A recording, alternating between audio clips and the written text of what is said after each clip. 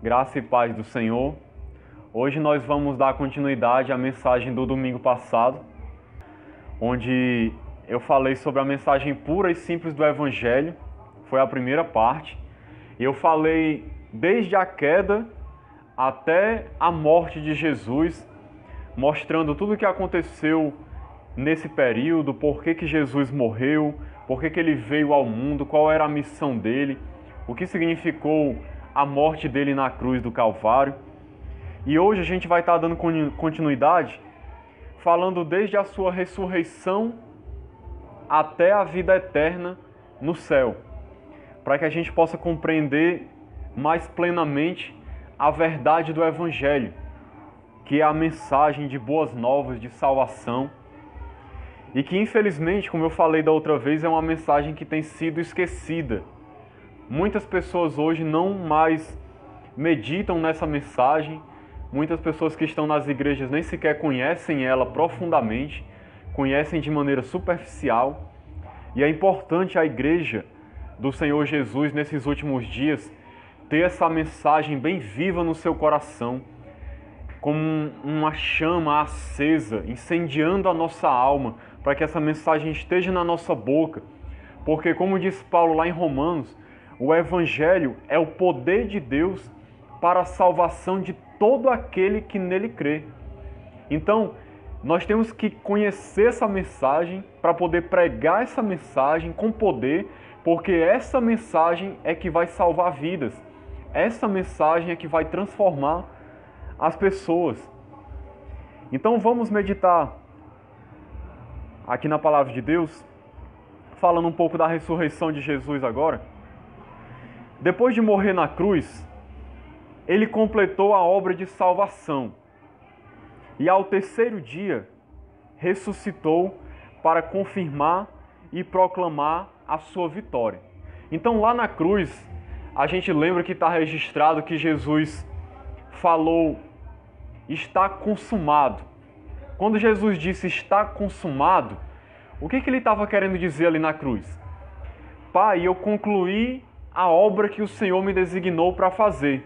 Eu fiz tudo aquilo que o Senhor estabeleceu para mim realizar. Eu preguei a mensagem do Evangelho, eu dei a minha vida, eu sofri pelos pecadores, eu tomei sobre mim a condenação que era deles, o cálice da tua ira veio sobre mim, eu paguei pelos pecados deles. Pronto, o sacrifício foi feito. Tudo já acabou. Tudo que era necessário para a salvação já foi feito. Foi isso que Jesus quis dizer quando ele falou, está consumado. Ou seja, está pago. A dívida foi saldada, não há mais dívida nenhuma para com Deus. Os pecadores não devem nada. Foi pago tudo por Jesus. Então, aquele que crê nele recebe de graça a salvação. É o que a gente vai ver daqui a pouco, porque tudo já foi pago por Jesus na cruz. Então a obra dele terminou ali, no Calvário. Só que Jesus morreu e Jesus não poderia continuar morto. Porque se Jesus continuasse morto, como é que ele poderia ser o salvador da humanidade? Um salvador morto. Como é que ele poderia ser o mediador entre Deus e os homens, o intercessor das pessoas, da sua igreja, se ele tivesse permanecido morto? Como é que a gente ia pregar o Evangelho da vida eterna, prometendo às pessoas ressurreição dos mortos, glorificação e morada no céu, se o próprio Salvador tivesse permanecido no túmulo morto para sempre e não mais existisse?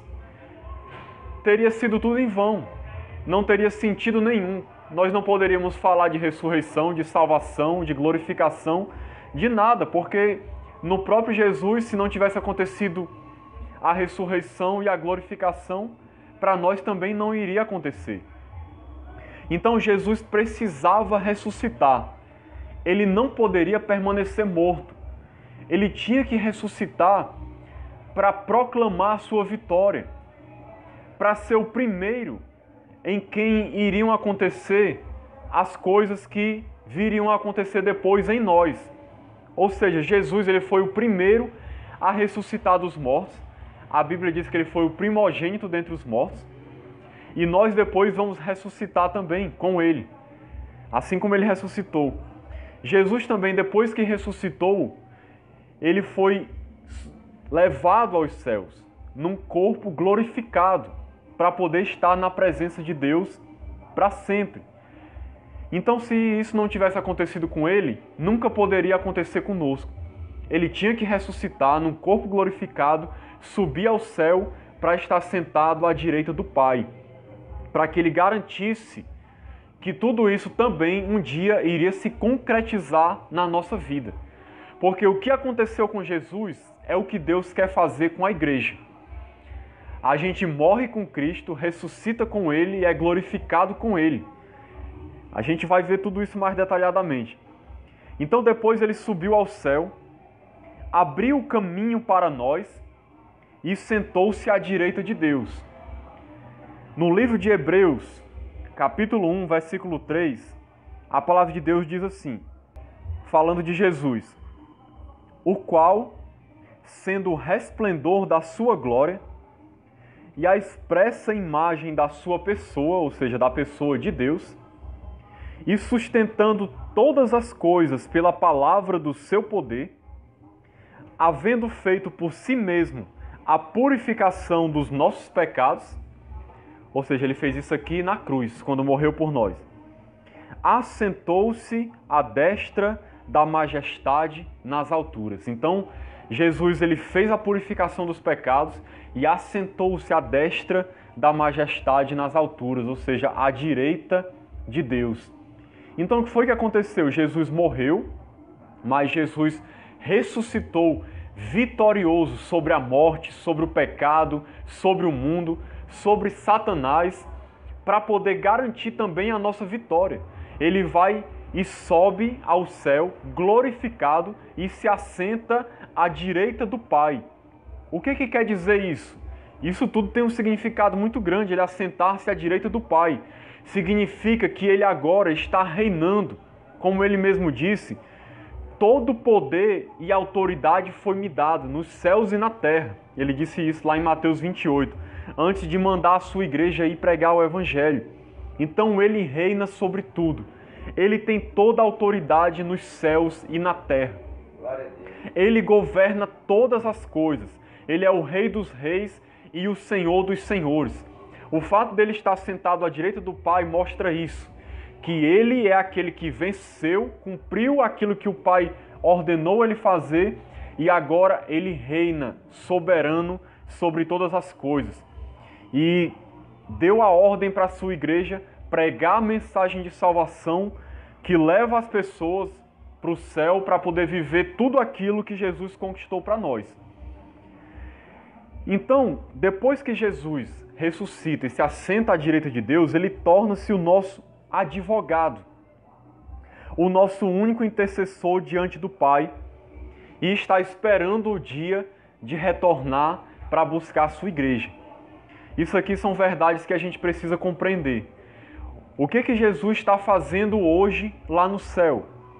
Jesus ele se tornou o nosso advogado, ou seja, ele é aquele que intercede por nós, que faz mediação entre nós e o Pai. Ele é o nosso advogado porque através dele nós recebemos perdão de pecados.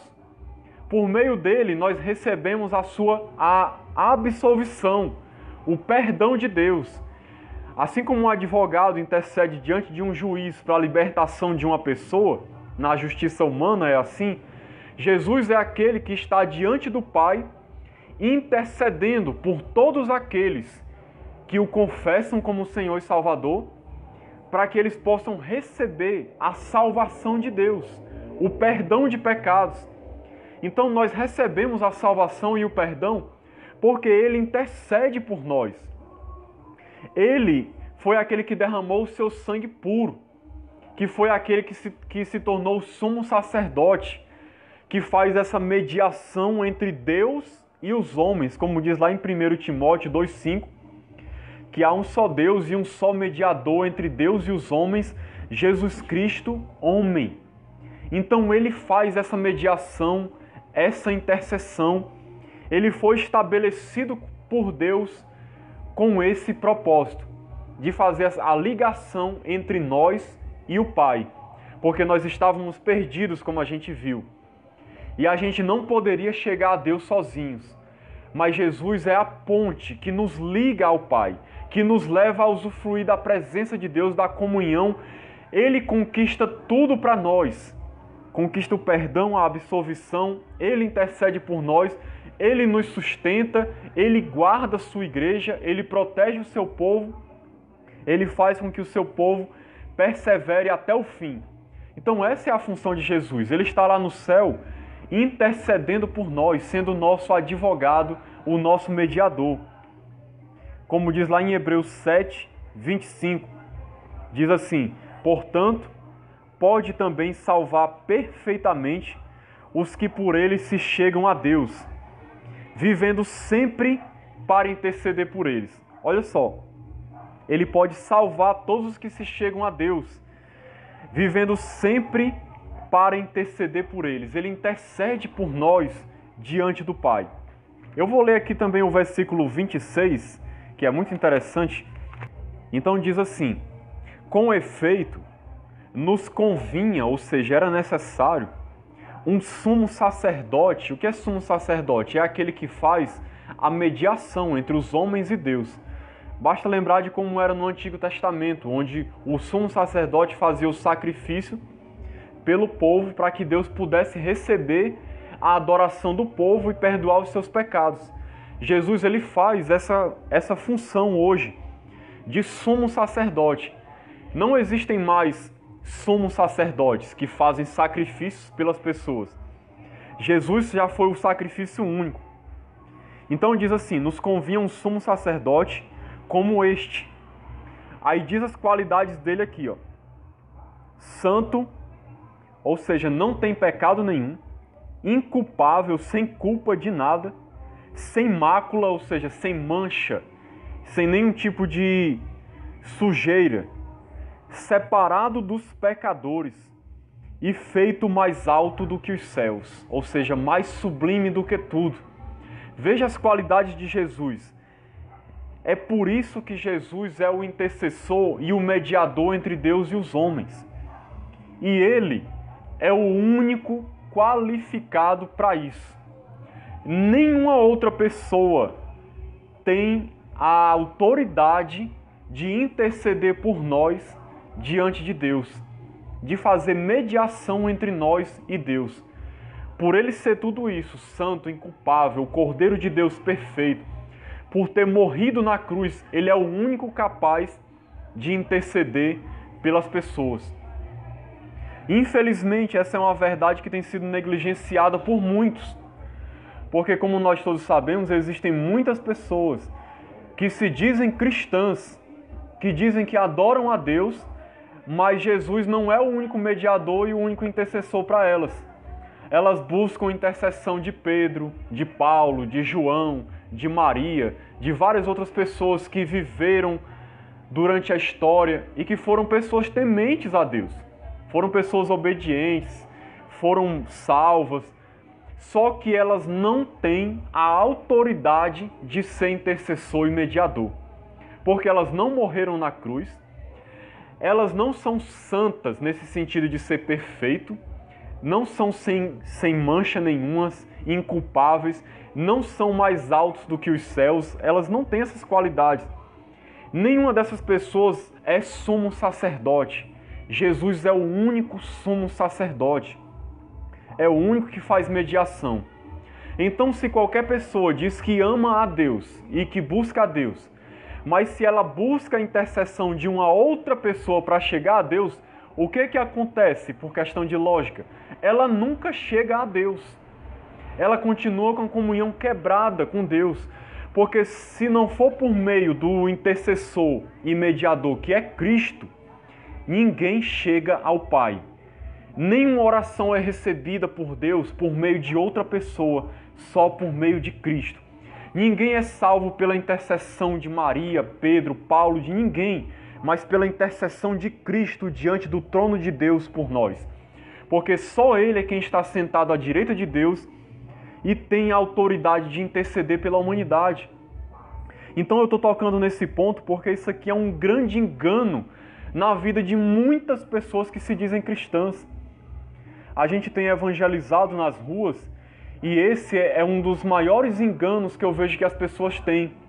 As pessoas dizem que são cristãs, que adoram a Deus, que amam Jesus, só que elas estabelecem nas suas vidas outros mediadores e intercessores que Deus não estabeleceu.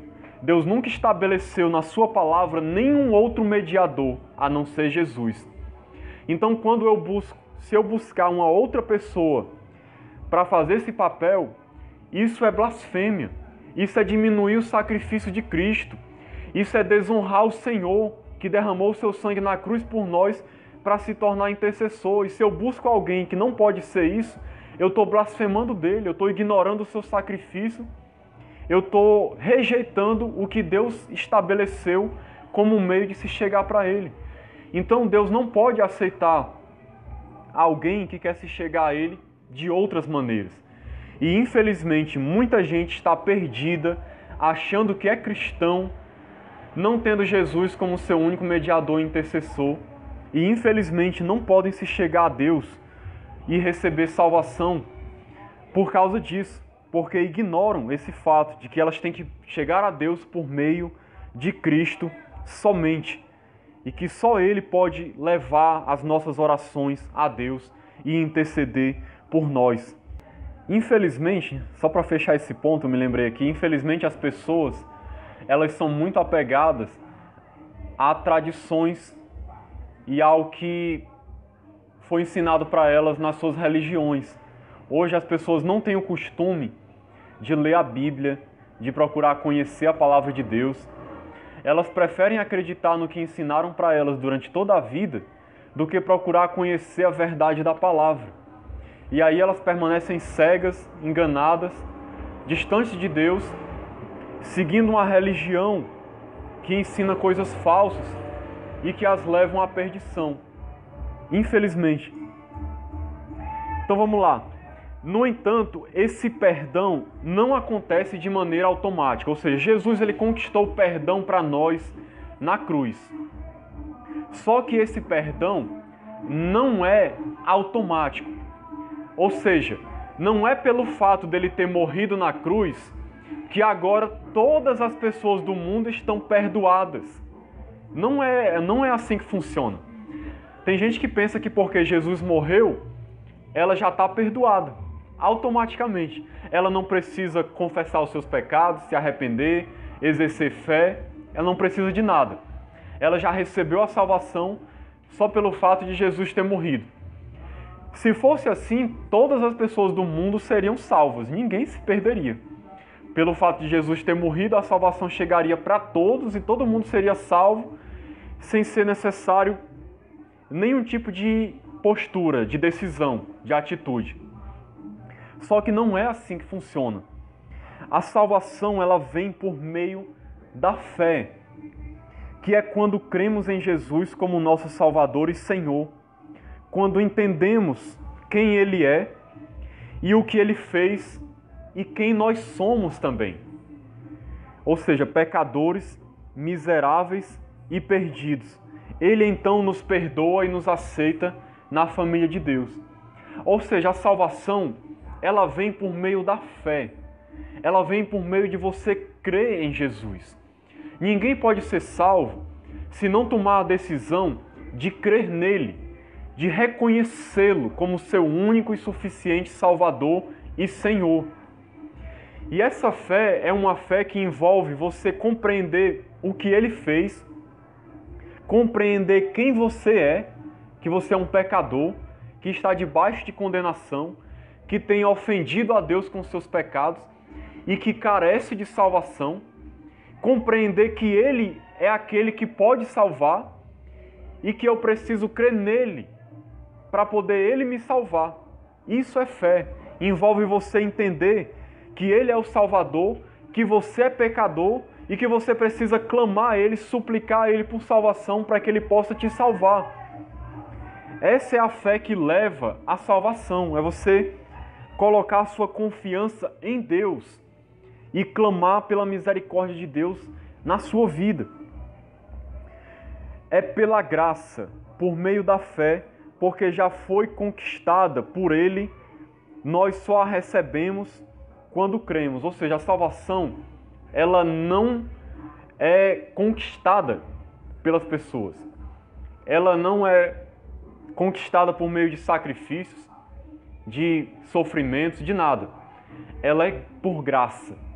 É presente de Deus. É outro conceito que a grande maioria das pessoas no mundo não compreende. Por quê? Porque todas as religiões, fora o cristianismo autêntico e verdadeiro, todas as religiões ensinam a salvação por meio de mérito próprio da pessoa, por meio do que ela faz, e não por graça. Ou seja, não é por presente de Deus, não é por misericórdia de Deus. É pelo que a pessoa faz, pelo que a pessoa é. A grande maioria das pessoas pensa que a salvação é conquistada por ela. Quando a gente fala com as pessoas, a gente percebe isso claramente. Quase todas as pessoas respondem que para ser salvo, você precisa fazer o bem, você precisa ser uma pessoa boa, você precisa ser alguém que não faz o mal, que procura andar corretamente. E parece fazer sentido isso. Só que não é a verdade. É um engano muito grande isso, na verdade.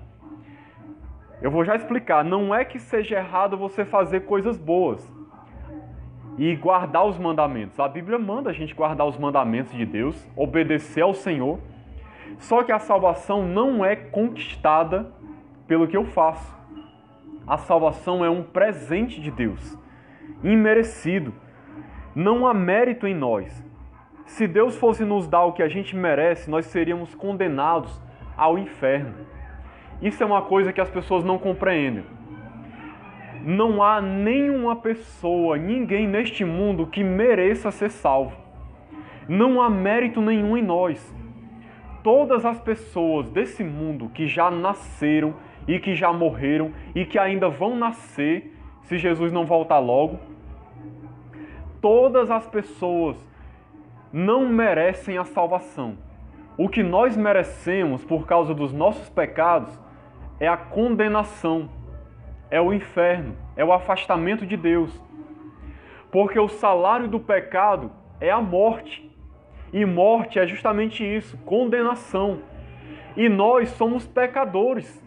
Então a nossa recompensa que a gente merece é ser condenado. Então isso é muito importante. Se Deus fosse nos julgar pelo que a gente merece, todos nós seríamos condenados ao inferno.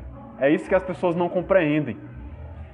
Elas acham que Deus no último dia vai julgar o que elas fizeram de bom, o que elas fizeram de ruim, e vai avaliar a vida delas, pesar numa balança, para ver se vai dar a salvação. E não funciona dessa maneira. A Bíblia diz lá em Tiago que se alguém desobedecer um mandamento só da lei, se torna culpado de todos. Vamos supor que eu conseguisse viver a minha vida toda perfeitamente, mas se durante a minha vida toda eu contasse uma mentira, só uma mentirinha só, uma mentira, mas tudo mais eu fizesse perfeito, ainda assim, por causa dessa mentira, eu seria réu de morte, de condenação, porque eu seria um pecador. Porque Deus, ele é santo. Para conquistar a salvação por meio de mérito, eu teria que ser perfeito. Eu não poderia ter pecado nenhum. Eu teria que ser como Jesus, nunca ter cometido pecado nenhum. Aí eu mereceria a salvação. Só que não existe um ser humano no mundo nessa condição. Todos estão debaixo de pecado. Então todos merecem condenação. Então ninguém vai ser salvo por mérito seu. Deus não vai avaliar o que você faz ou o que você deixou de fazer. Se fosse assim também, não precisava Jesus ter morrido na cruz. Não precisava. Bastava Deus avaliar a nossa vida no dia do juízo final e ver quem fez mais o bem e dar a salvação para essas pessoas que se esforçaram mais, que procuraram fazer o bem, dar esmolas. Pronto. Não precisava Jesus ter morrido na cruz. Jesus morreu exatamente porque a gente não pode ser salvo pelo que a gente faz, pelo nosso mérito próprio. O que a gente merece é ser condenado. O que a gente merece é ir para o inferno. Se Deus fosse dar o que a gente merece, a gente iria receber isso. Então, pelo fato dele ter conquistado, nós não precisamos fazer nada para conquistar. Sacrifícios, penitências, obras, caridade, esmolas, etc. Nenhum pagamento é mais necessário. Nenhum. Quantas pessoas acham que precisam pagar para conquistar a salvação? Existe até um dito popular que as pessoas falam, que diz mais ou menos assim: eu acho que eu estou pagando pelos meus pecados, isso aqui que eu estou sofrendo, eu devo ter feito muito pecado, estou pagando pelo que eu fiz. Tem gente que acha que vai receber alguma coisa de Deus por meio de andar de joelho quilômetros e quilômetros, levando uma pedra na cabeça, ou se chicoteando nas costas, ou dando muitas esmolas, fazendo muita caridade. A pessoa acha que com isso ela está conquistando o favor de Deus e ela vai merecer ser salva por causa disso. A verdade é que tudo isso não conquista a salvação. E se alguém tenta conquistar a salvação por esses meios, ela está blasfemando de Deus e ela está pisando no sangue de Jesus. Ela está rejeitando o sangue de Jesus porque ela está considerando o sangue de Jesus como se não servisse para nada. É como se ela dissesse assim: o que Jesus fez não serve de nada, eu vou conquistar a minha salvação pelo que eu faço. E não é pelo que a gente faz. Efésios 2, 8 e 9 fala claramente sobre isso. Diz assim esse texto, que é bem conhecido: porque pela graça sois salvos, por meio da fé. E isto não vem de vós, é dom de Deus. Não vem das obras, para que ninguém se glorie. Louvado seja o nome do Senhor. Que versículo maravilhoso.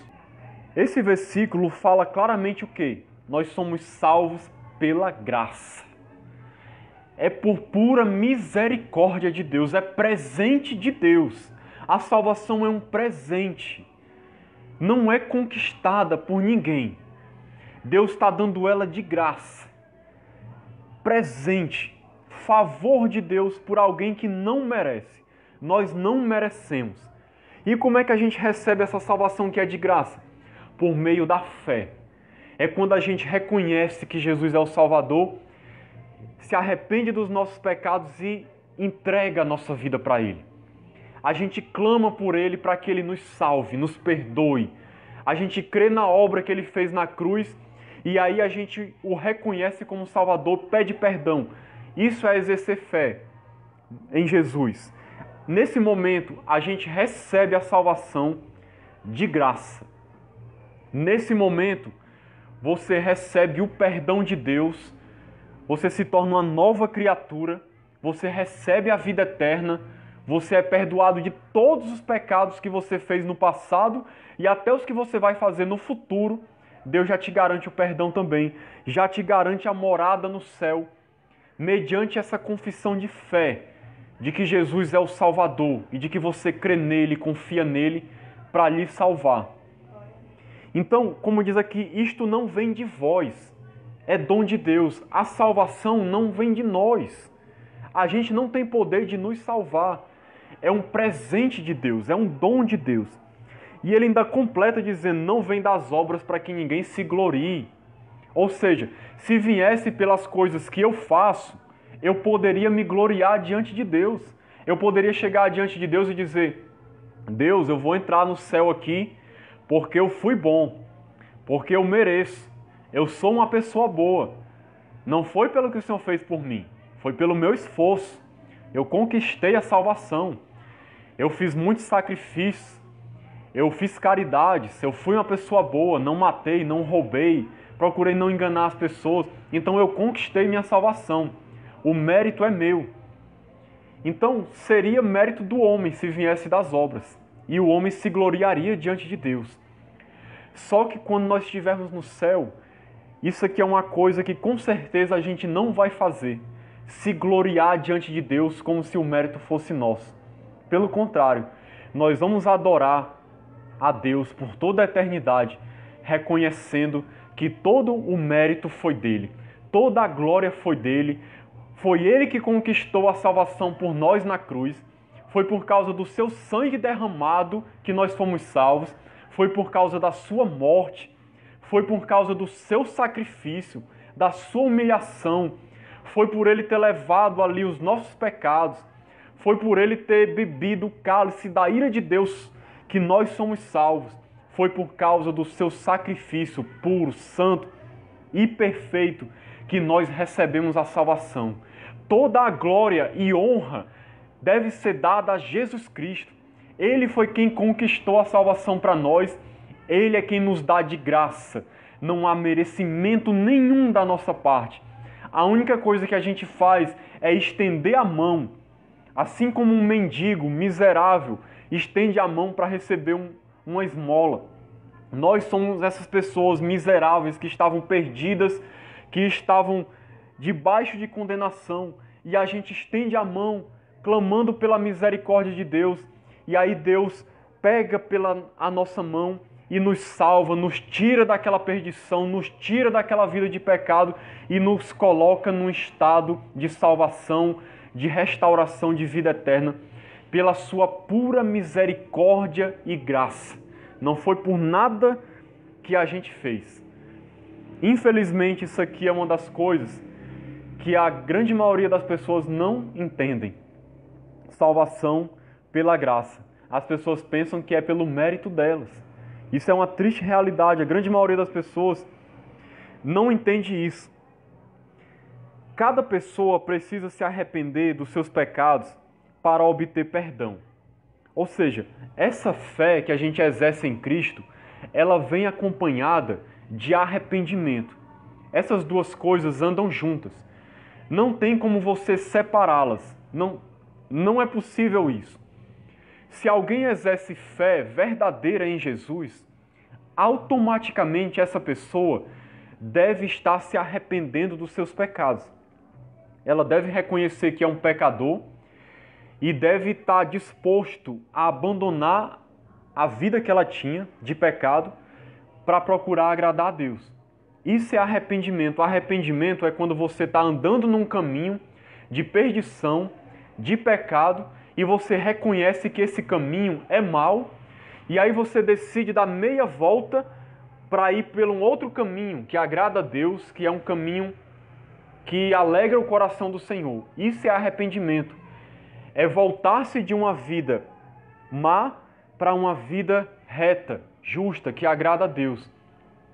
É claro que a gente não vai conseguir isso pelas nossas forças, mas tem que haver em nós essa decisão de querer abandonar o pecado para viver uma vida diferente. Esse arrependimento, ele acompanha a fé verdadeira e genuína.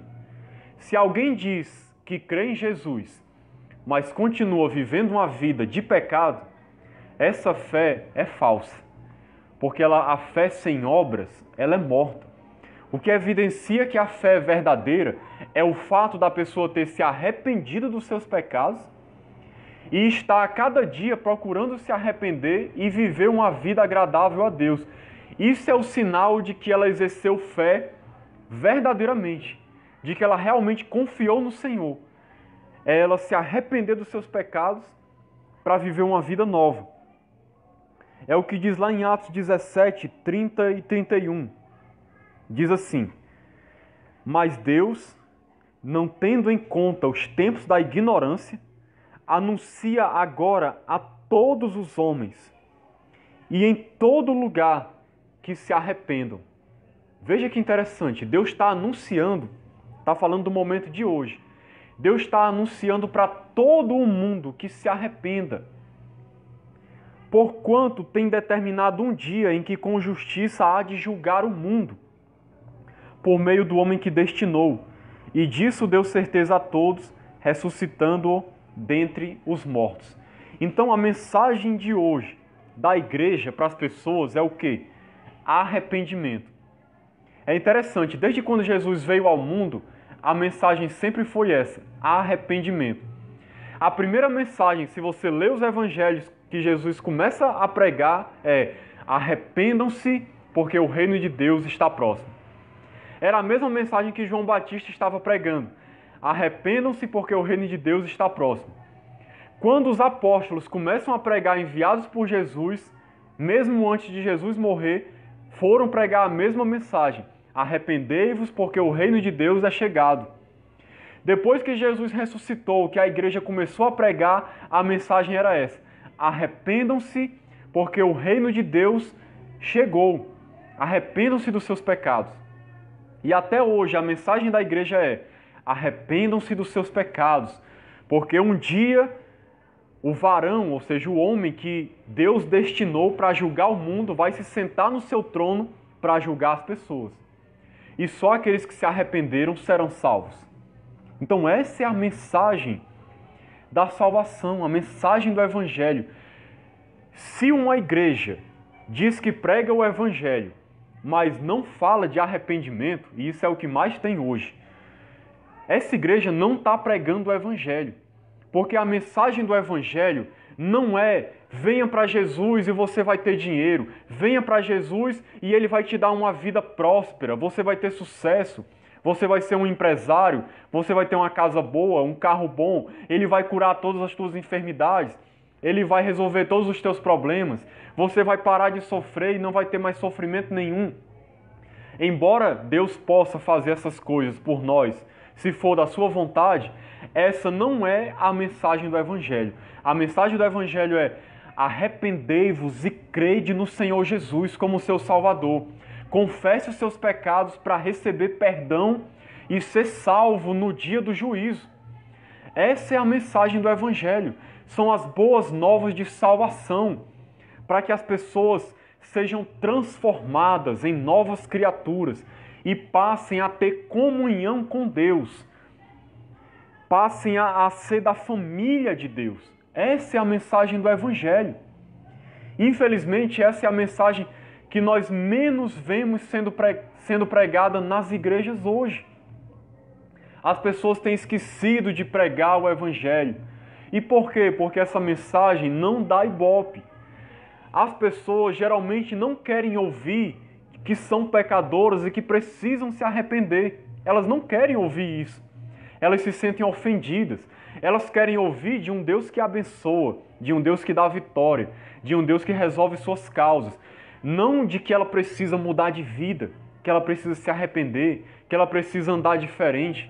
As pessoas geralmente não querem saber isso.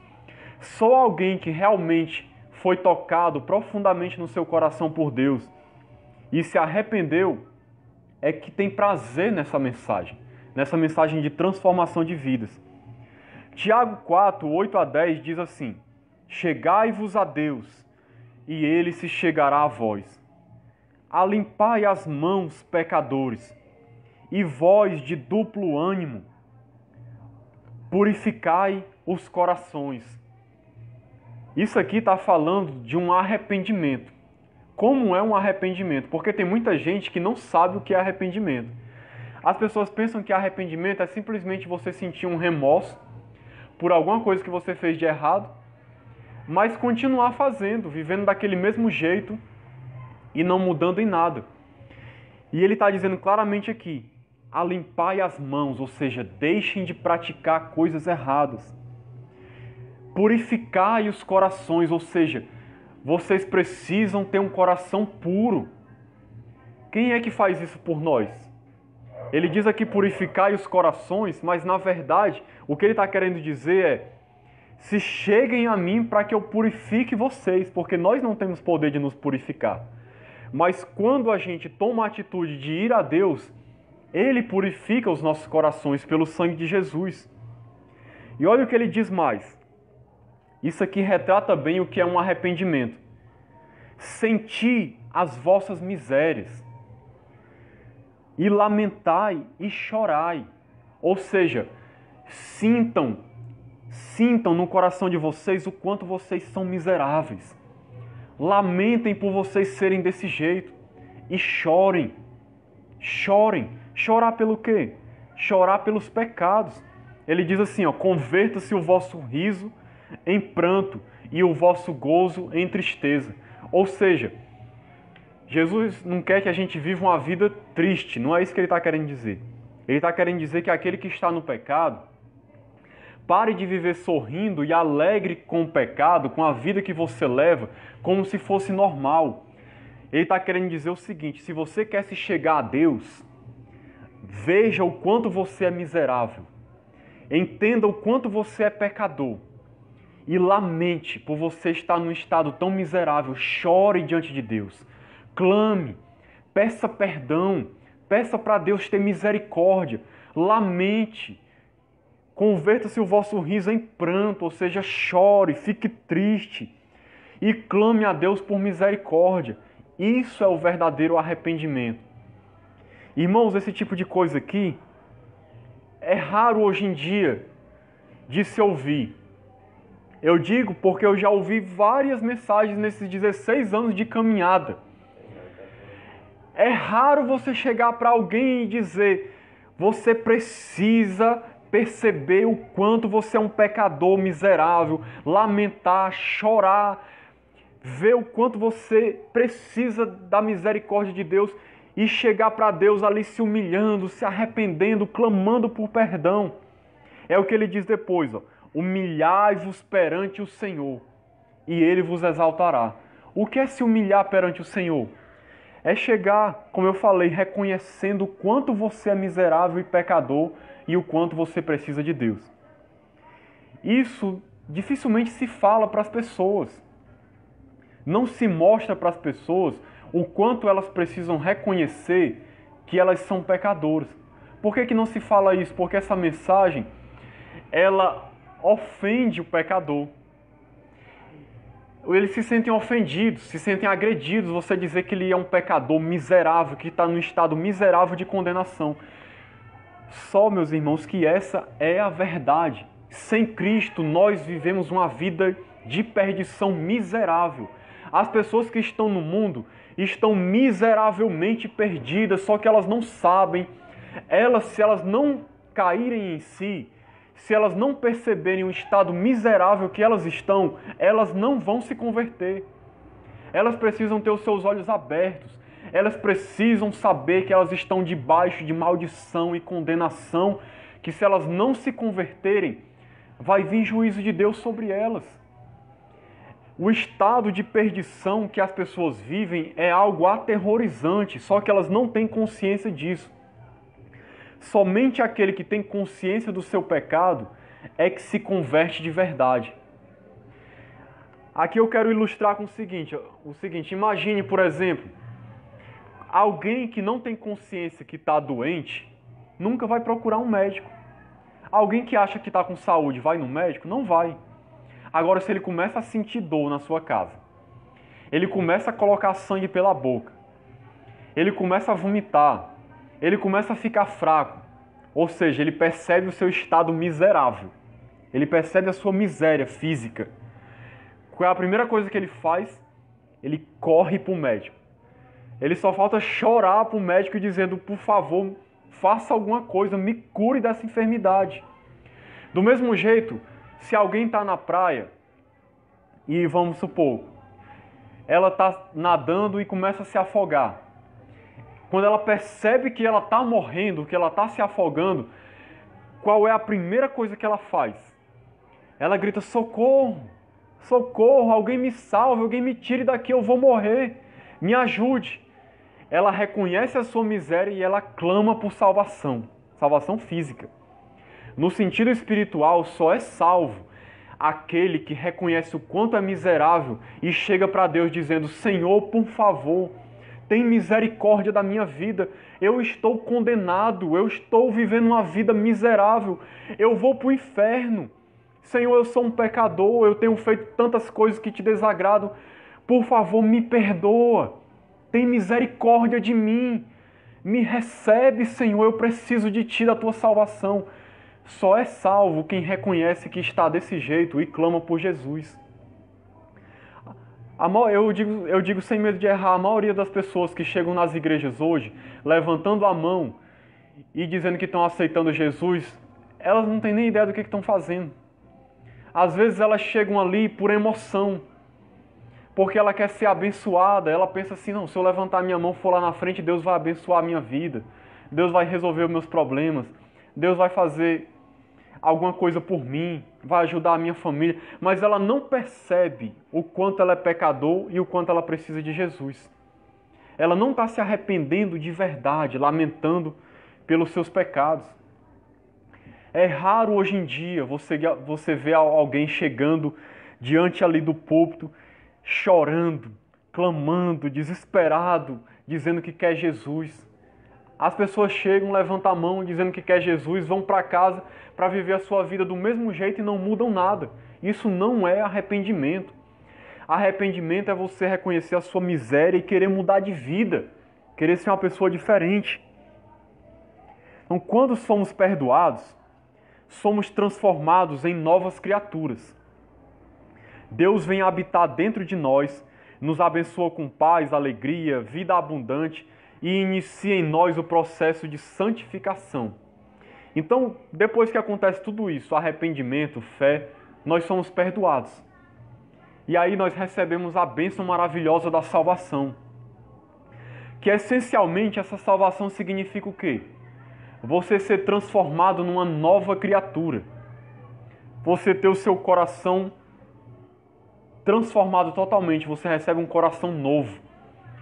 Deus vai te encher de paz, de alegria, de vida abundante, te levar a ser uma pessoa feliz, realizada, que realmente teve um encontro com Deus e agora o seu prazer está no Senhor, em agradá-lo, em fazer a sua vontade, em andar com Ele, em buscar a sua presença, em se consagrar. Isso é a salvação. Quando a gente é salvo, a gente é perdoado dos nossos pecados, a gente passa a ter comunhão com Deus automaticamente, a barreira se quebra, o Espírito Santo vem habitar dentro de nós e aí ele começa um processo de santificação, ou seja, de mudança. Toda pessoa salva, ela inicia-se nela esse processo de santificação. Ou seja, o Espírito Santo vai nos transformando conforme a imagem de Jesus. A cada dia que passa, nós vamos nos tornando mais parecidos com Cristo. Isso acontece na vida de todo aquele que é salvo. Efésios 1:3 diz assim: Bendito Deus e Pai de nosso Senhor Jesus Cristo, o qual nos abençoou com todas as bênçãos espirituais nos lugares celestiais em Cristo. Então, quando nós estamos em Cristo, nós somos abençoados com toda a sorte de bênçãos espirituais. E a Bíblia fala especialmente de bênçãos espirituais. A evidência da salvação não são bênçãos materiais. Meu irmão, Deus não salva as pessoas para poder melhorar elas de vida financeiramente. Não é esse o propósito de Deus. O propósito de Jesus é transformar o coração das pessoas. É transformar elas em novas criaturas. É fazê-las se tornarem parecidas com Cristo. É restaurar o estado original que se perdeu na queda, fazendo elas conforme a imagem de Deus. Esse é o objetivo da salvação. Mesmo que você viva uma vida pobre, tenha problemas, tenha enfermidades, mesmo assim, você é salvo se você realmente foi transformado no seu interior. Isso é a verdadeira salvação, é a mudança de vida, é a santificação, é Deus nos levar a sermos pessoas novas. Como diz na palavra de Deus, lá em 2 Coríntios 5,17, que se alguém está em Cristo, nova criatura é. As coisas velhas se passaram e eis que tudo se fez novo. Ser salvo é tudo se fazer novo. É você receber um novo coração. É você mudar a sua visão, a sua maneira de ver as coisas. Você passa a olhar todas as coisas como Deus olha. Você passa a sentir como Deus sente. Você passa a amar o que Deus ama, a odiar o que Deus odeia. Você passa a ser mais parecido com Deus e menos parecido com o que você era antes. Você passa a ser a ser como Cristo. Você passa a ter um coração novo, cheio de amor, de graça, misericórdia e bondade. Isso é ser salvo, é ser transformado. É aqui que entram as boas obras. Elas vêm como consequência da fé, do nosso encontro com Deus, porque é impossível que alguém se converta e continue vivendo como escravo do pecado. Este se torna um acidente na vida do cristão. O pecado, né? Se torna um acidente. Não é mais algo rotineiro. Então, irmãos, aqui é que entra a questão das boas obras. Como diz Romanos 6,6. Sabendo isto, que o nosso homem velho foi com ele crucificado com Jesus, para que o corpo do pecado, ou seja, a realidade do pecado que existe em nós, seja desfeito, para que não sirvamos mais ao pecado.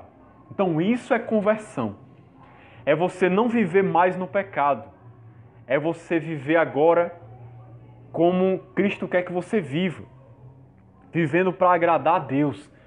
Porque quando a gente se converte, nós morremos com Cristo e nós ressuscitamos com Ele para uma nova vida. Uma vida diferente, uma vida nova, uma vida de práticas de boas obras. Então as boas obras, elas não salvam. Ninguém é salvo porque faz o bem. Mas quando você crê em Cristo verdadeiramente, o que acontece? Naturalmente, as boas obras, elas têm que se evidenciar na nossa vida. Elas acontecem, flui naturalmente de um coração novo, você fazer o bem.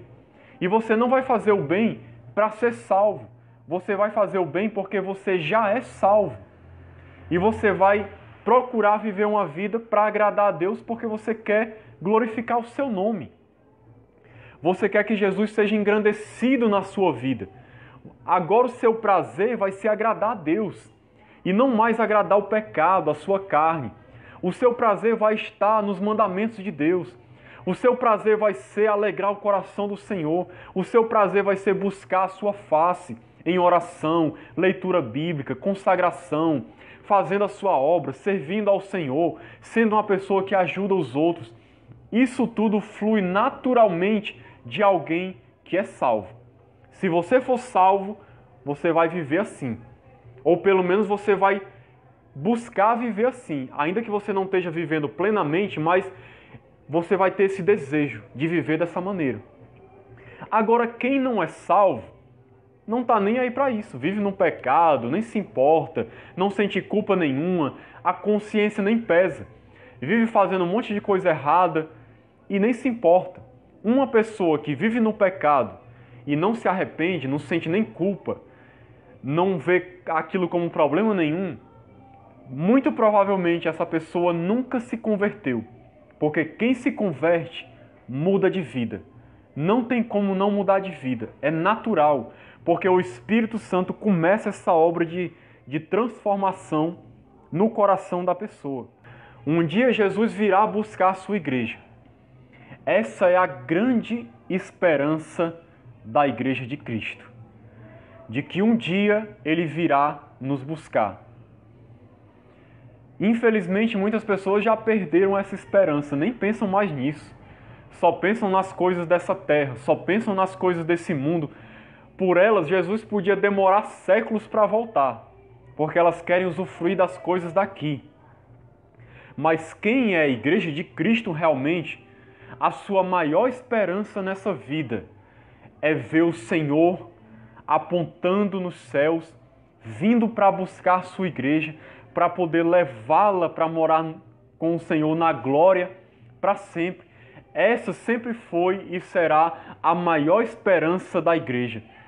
A maior expectativa, aquilo que a igreja espera ansiosamente, aquilo que a igreja deseja mais do que tudo, é o dia em que ela vai se encontrar com o seu Senhor para poder estar com Ele na glória do céu para sempre.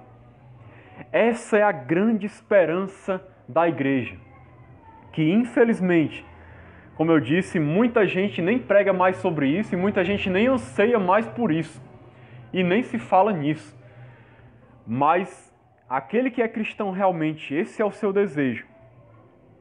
Então Jesus, quando Ele vier, Ele colocará os seus inimigos debaixo dos seus pés. e julgará a todos. Lá em Mateus 24:30 diz assim: Então aparecerá no céu o sinal do Filho do Homem. Aqui é Jesus. E todas as tribos da terra se lamentarão, e verão o Filho do Homem vindo sobre as nuvens do céu com poder e grande glória.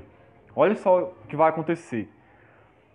Um dia, num dado momento, nós vamos olhar para o céu e vamos ver o sinal, algum sinal de que Jesus está voltando.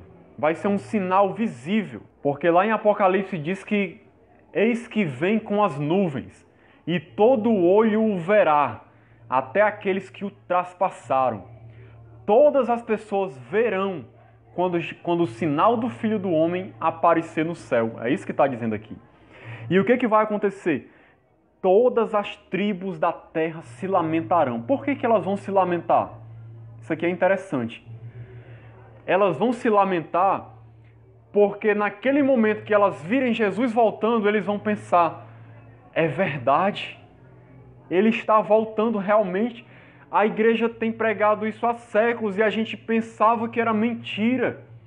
E vivemos no nosso pecado, ignoramos essa mensagem, nunca se voltamos para Deus, nunca acreditamos em Jesus e realmente Ele está voltando agora. O que será de nós? Por isso que eles vão se lamentar. Esse lamento aqui vai ser realmente grande. Vai ser choro, de tristeza, de dor, por saber que a porta da graça foi fechada. Por saber que não vai ter mais chance nenhuma.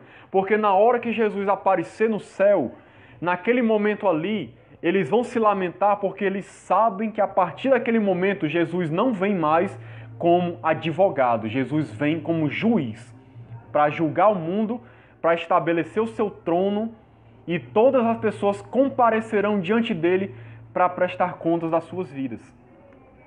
Nesse momento agora, a porta da graça está aberta, está escancarada. Ela é estreita, é verdade, mas ela está escancarada para que as pessoas entrem. Mas no momento que Jesus voltar, essa porta será fechada. Não é à toa que Jesus diz em outro texto, lá no livro de Mateus, que eu não me recordo a passagem, que ele diz assim, que quando ele vier, muitas pessoas vão bater na porta e vão dizendo: Senhor, abre-nos a porta. E ele vai dizer: afastai-vos de mim, eu não conheço vocês. E as pessoas vão chorar, vão se lamentar, porque vão ver Abraão, Isaac e Jacó sentados nas mesas, nas bodas do Cordeiro com a igreja, e eles lançados fora. Eles vão ver a porta fechada e eles vão saber que eles não vão poder entrar mais, porque depois que a porta fechar, não abre mais. É o que Jesus ensina lá na parábola das virgens, das 10 virgens. Depois que a porta se fecha, o noivo não abre mais. Elas vão chegar na porta, vão bater e ele vai dizer: eu não vou abrir, não tem mais como. Então é isso que vai acontecer. Então, o que vai acontecer mais? Ele diz assim: ele enviará os seus anjos com um rijo clamor de trombeta, os quais ajuntarão seus escolhidos desde os 4 ventos, de uma a outra extremidade dos céus. Então Jesus vem na sua glória com poder. As pessoas se lamentarão, mas os anjos vão fazer a colheita. Os anjos vão recolher todos os escolhidos de Deus, ou seja, a igreja vai ser arrebatada para se encontrar com o Senhor e para estar com Ele para sempre. Glória a Deus, louvado seja o seu nome. Então esse momento é um momento de lamentação para aqueles que estão perdidos. Mas para a igreja vai ser o momento mais glorioso da sua história. Vai ser o momento em que ela vê o sinal do Filho do Homem e os anjos vindo para buscá-los para se encontrar com o Senhor nos ares. E na hora que a trombeta soar, esse clamor dessa trombeta é o sinal da libertação final de Deus. É o sinal de que todo sofrimento nessa terra vai acabar de uma vez por todas e que vai começar um novo estado glorioso, que é o que eu vou falar aqui para finalizar. criará novos céus e nova terra. Nos levará para a nova Jerusalém e assim estabelecerá o estado eterno. Lá em Apocalipse 21 diz: E ouvi uma grande voz do céu que dizia: Eis aqui o tabernáculo de Deus com os homens, pois com eles habitará, e eles serão o seu povo, e o mesmo Deus estará com eles, e será o seu Deus. E olha o que vai acontecer: Deus limpará de seus olhos toda lágrima. Não haverá mais morte, nem pranto, nem clamor, nem dor, porque já as primeiras coisas são passadas. E o que estava sentado sobre o trono disse: Eis que faço novas todas as coisas. E disse-me: Escreve, porque estas palavras são fiéis e verdadeiras. E disse-me mais: Está cumprido. Eu sou o Alfa e o Ômega, o princípio e o fim. A quem quer que tiver sede, de graça lhe darei da fonte da água da vida. Quem vencer, herdará todas as coisas. E eu serei o seu Deus, e ele será o meu filho. Apocalipse 21, do 3 ao 7. Então, essa é a grande esperança que a igreja tem. Como diz lá em 2 Pedro: Eis que nós aguardamos novos céus e nova terra, em que habita a justiça. Nesse novos céus e nova terra, como diz aqui, não haverá mais nenhum tipo de dor, nem sofrimento, nem morte, nada. Nós habitaremos na presença de Deus para sempre, num estado de alegria eterna, felicidade eterna, adoração para sempre, num corpo glorificado como o de Jesus, totalmente restaurados, totalmente livres de toda maldição, doença, sofrimento, miséria, para viver uma vida abundante, só de alegria e felicidade, contemplando a glória de Deus por toda a eternidade, na presença de Deus, na presença de Jesus, do Espírito Santo, com a sua igreja ali celebrando para sempre, numa nova criação, novos céus e nova terra. É isso que a igreja aguarda. E para aqueles que rejeitarem essa mensagem, infelizmente, o que aguarda essas pessoas é um estado de condenação eterna no inferno, separados de Deus para sempre, num lugar onde haverá choro e ranger de dentes, sofrimento eterno por toda a eternidade, onde não se sentirá a presença de Deus, num sentido de consolador, de comunhão agradável. A presença de Deus vai estar lá. Muita gente pensa que Deus não vai estar no inferno, mas Deus ele é onipresente. Ele vai estar no inferno também, só que a sua presença lá vai ser em ira, condenação, juízo.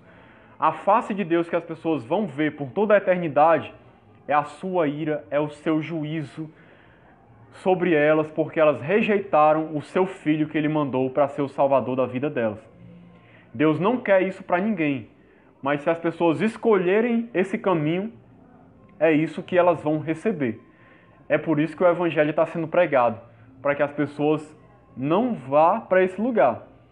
Se elas aceitarem a Cristo, elas vão usufruir da realidade no céu. Essa é a vontade de Deus. Então que Deus nos abençoe, nos ajude a guardar essa palavra no coração, a vivenciar o Evangelho e pregar esse Evangelho, que as pessoas precisam ouvir essa mensagem. Em nome de Jesus, amém.